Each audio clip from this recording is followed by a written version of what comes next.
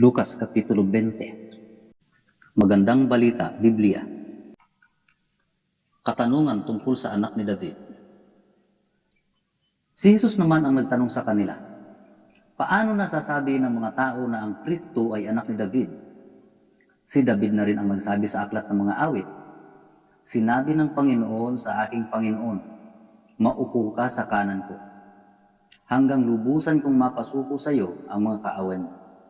Ngayon, kung Panginoon ang tawag ni David sa Kristo, bakit sinasabi ng mga tao na siya ay anak ni David?